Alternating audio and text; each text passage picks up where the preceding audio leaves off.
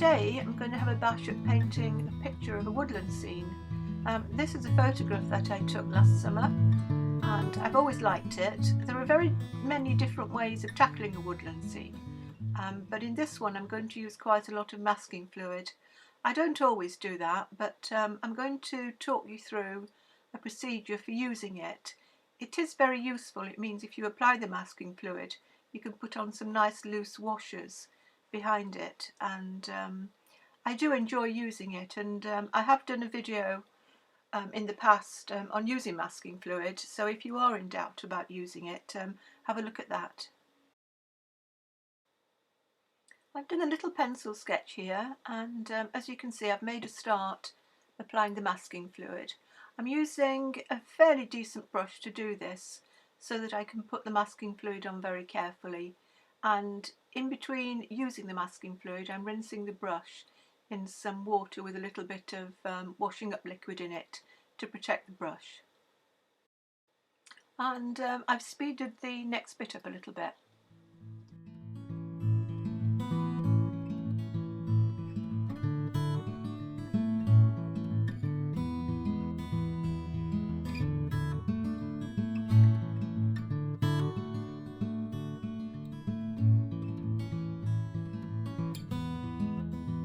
What I'm doing now is applying a very light wash for the distant field. I'm trying to keep a cool green here, so there's quite a lot of blue in it.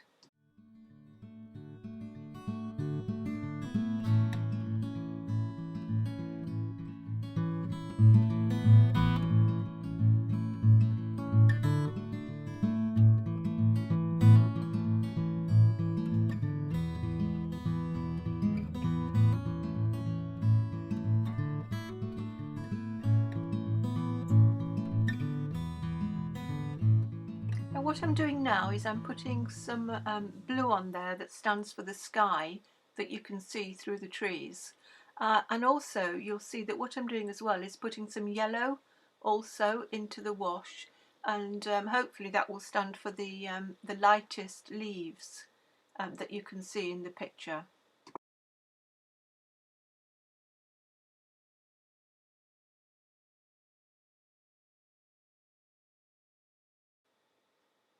You can let the colours run together. I mean, that's no problem in watercolour, and you want colours to run together, it gives you lovely effects.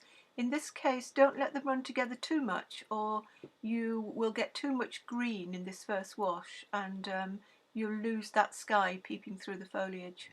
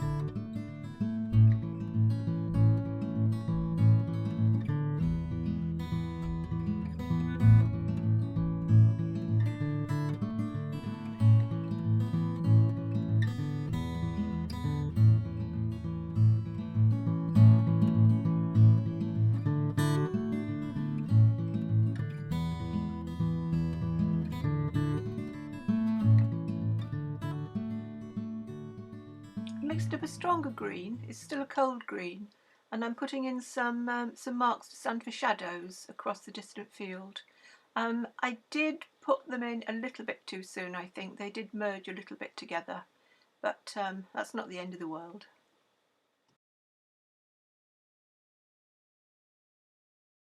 I'm letting the top half of the picture dry, and what I'm doing now is applying the lightest green in the foreground.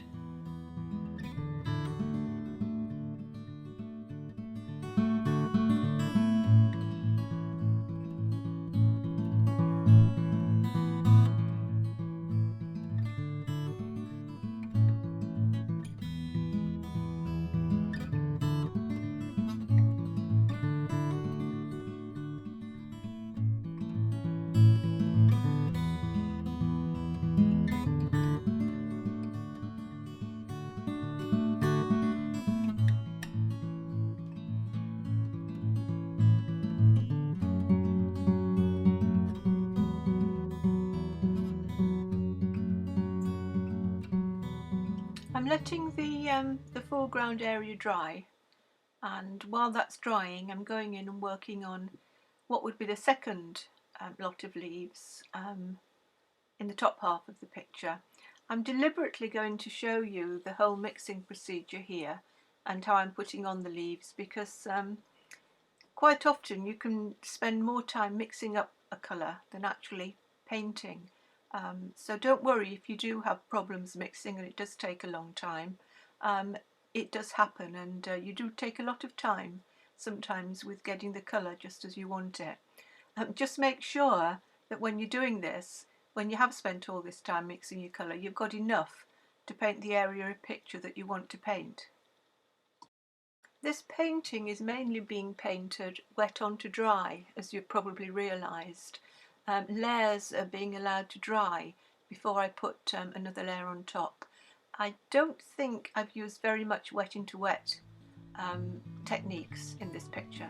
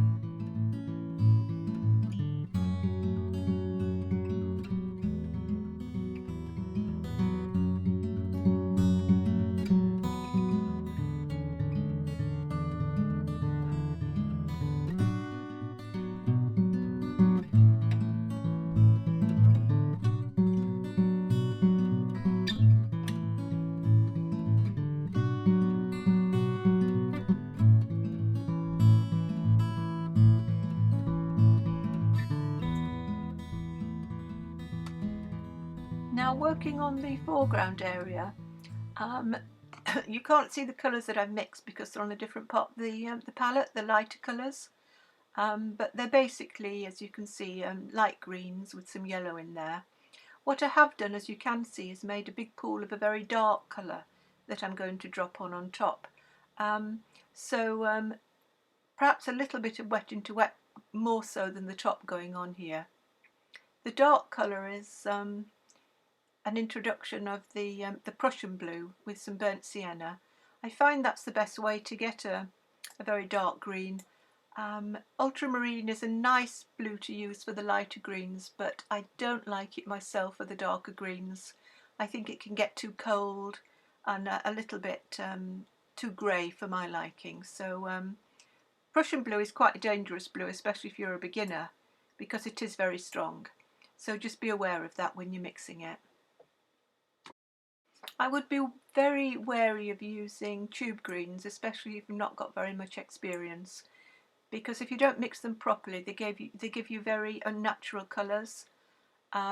If you are going to use a tube green, do make sure you add some other colours to it, like the raw sienna, some nice yellows, maybe a bit of burnt sienna. If you are looking for a tube green, Hooker's Green Light is nice, and I quite like sap green as well. But in this particular case, I haven't used any tube greens at all.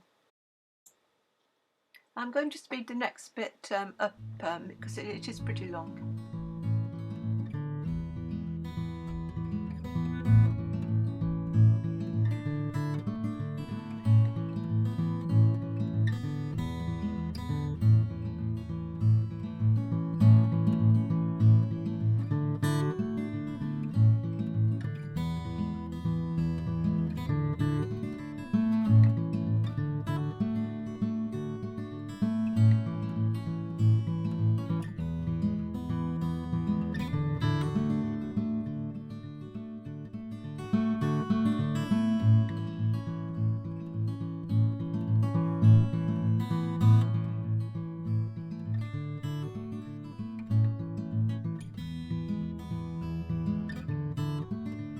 Well, back to the top again now. The layers underneath have dried. I'm using the point of the brush and I'm trying to do some sort of random looking marks to stand for the darkest leaves on the in the foliage in the background. Do be careful when you're doing pictures like this not to make everything too samey. Try and bring the changes a bit with your brush strokes. Make some leaves sort of separate and others joined together so you get some clumps. It is difficult to do this, especially when you're first starting out painting, but do try and think all the time in bringing changes with colours and with shapes.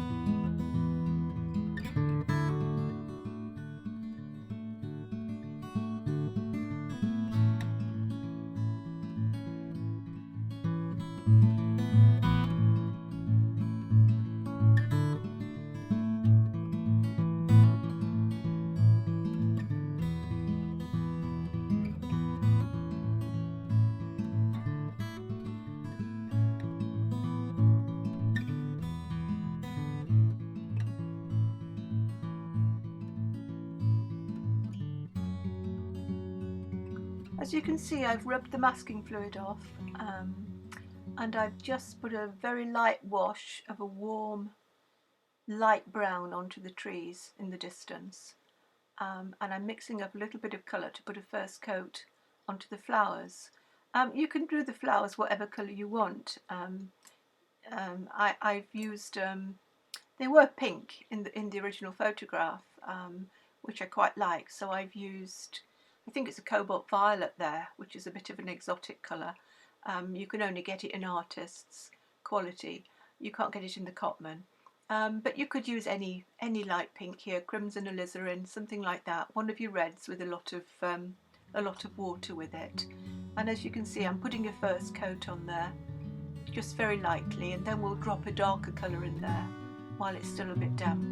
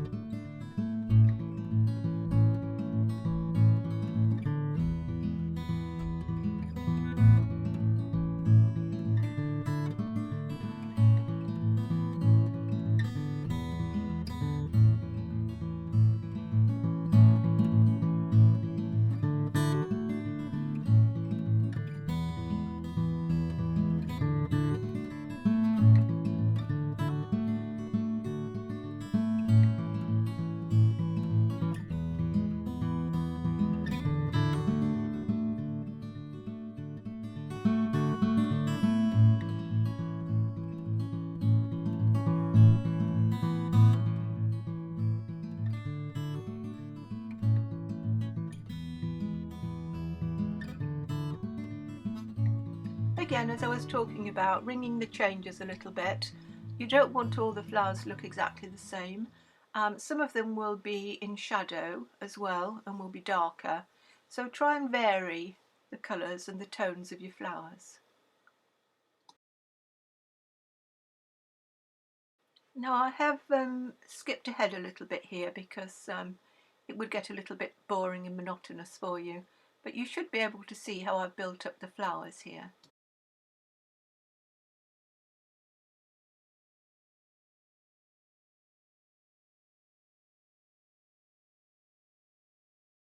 I'm going back now to working the trees, and what I'm going to do here now is put a shadow side on them to give them some sort of form. It doesn't really matter what colour you use. I think I might have used Prussian blue here with some light red. You could use ultramarine as well with light red. Just be careful it doesn't get too purpley. You want quite a subdued colour here for these trees, and you do want to keep them light. Again, I've skipped ahead a bit, and I think there's a stage in a painting when it does pay to put a little mount around it, just to see how you think it's coming along. This picture builds up so slowly that it's quite difficult to tell if it is going to come together in the end. But this is looking okay, I think.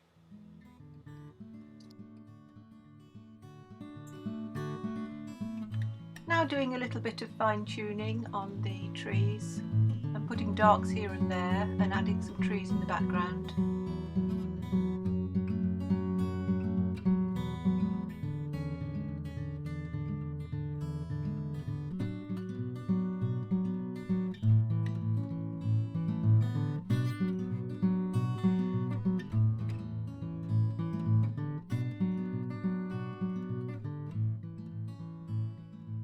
And now I'm working on the foreground tree, which is really the centre of interest of the picture.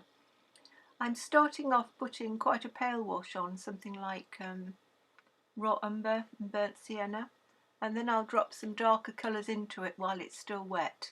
As you can see, I've got my dark brown already made, already mixed with burnt umber and ultramarine. Trees obviously aren't always brown, the bark can be different colour. It's quite nice to sometimes put some green in there to stand for the moss on the bark. We're keeping it quite simple today and just using the browns. I'm going to show you how I painted this tree at a regular speed, I think, because I think some of you might be quite interested in how to build something like this up.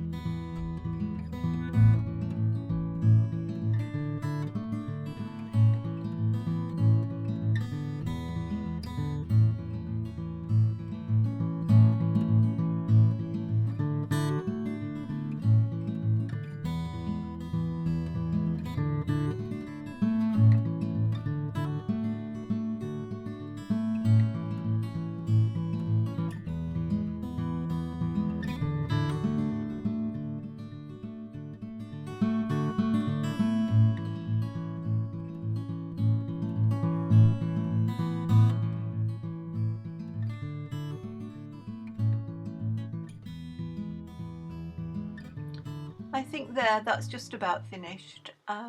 You could always add some more twigs, and as you can see, I'm using a very small brush and sometimes a rigger.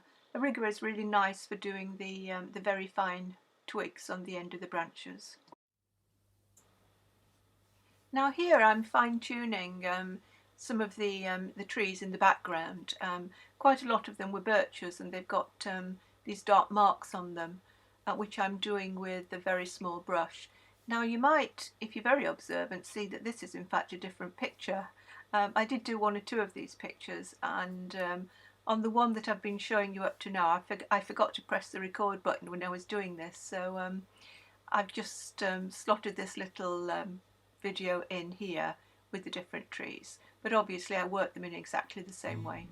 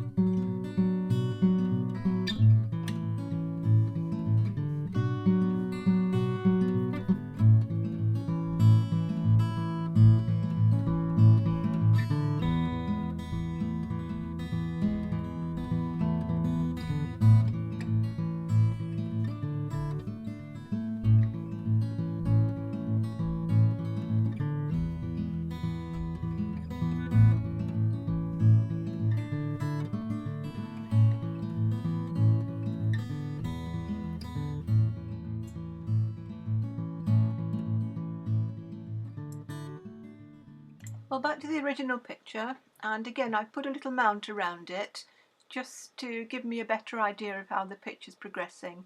It is almost finished. I put a little bit of detail work on, maybe a few more little twigs, a few blades of grass in the foreground overlapping the flowers, which will help to give the depth, and also a few little bits of green to stand for some nearer leaves. I forgot to mention that before I started painting the main tree, I did add a little bit of masking fluid, just a small amount to stand for some of the leaves that were in front of the bark, and I think that works quite well. I love the photograph that I took. I didn't set out to copy it, but I wanted to draw from it some of the things that I found inspiring. I liked the light trees in the distance. I was particularly fond of the shape of the foreground tree, and I do like doing lots of flowers. Here's a reminder of the photograph that gave me inspiration for building up the little picture I did today. I hope you enjoyed it, and I hope you learned something from it. If you did, you can give me a thumbs up, and you can also subscribe to my channel. Okay, so I will see you again shortly. Bye bye.